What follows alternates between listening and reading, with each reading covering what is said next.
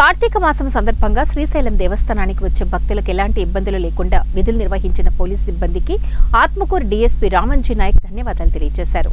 కార్తీక మాస మహోత్సవాలు ముగిసిన అనంతరం ఆయన మీడియా సమావేశంలో మాట్లాడుతూ శ్రీశైల దేవస్థానానికి కార్తీక మాసం సందర్భంగా మన రాష్ట్రం నుండే కాక తెలంగాణ, కర్ణాటక, తమిళనాడు, ఉత్తరాది రాష్ట్రాల నుండి దర్శనార్థం వచ్చే భక్తులకు ఘాట్ రోడ్లో ఎలాంటి ట్రాఫిక్ కష్టాలు తలెత్తకుండా 12 మొబైల్ టీమ్స్ ను ఏర్పాటు చేసినట్లు తెలియజేశారు.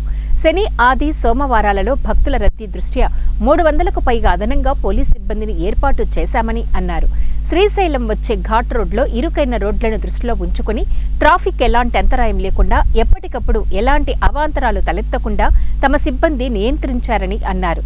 గతంలో కంటే ఈ ఏడాది భక్తుల రద్దీ అధికంగా ఉండటంతో హటకేశ్వరం, సాక్షి గణపతి వద్ద కొంతవరకు ట్రాఫిక్ అంతరాయం ఏర్పడిన పోలీసులు ఎప్పటికప్పుడు క్లియర్ చేశారని అన్నారు.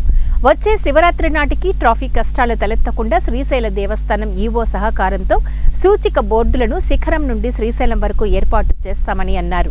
ముఖ్యంగా శ్రీశైలం 1 టౌన్ పోలీస్ స్టేషన్లో పోలీస్ సిబ్బంది కొరత ఉందని, ఈ విషయాన్ని నంద్యాల జిల్లా ఎస్పీ దృష్టికి తీసుకుని వెళ్లామని తెలిపారు. అందుకు ఆయన స్పందిస్తూ కొత్తగా విధుల్లో చేరిన వారిని శ్రీశైలం 1 టౌన్ పోలీస్ స్టేషన్లో విధులు నిర్వర్తించడానికి కేటాయిస్తామని తెలియజేశారు.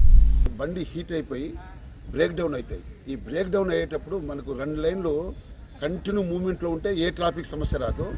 ఒక్కవేళ ఒక చిన్న బండి ఏదైనా ఒక బ్రేక్ డౌన్ అయిందంటే మొత్తం రూట్ అంతా ట్రాఫిక్ జామ్ అవుతుంది. ఈ ట్రాఫిక్ జామ్ కావడం వల్ల భక్తులు కొంత ఇబ్బంది పడతారు. అప్పుడు మా పోలీస్కి చాలా ఒత్తిడి పెరుగుతుంది దీనిపై.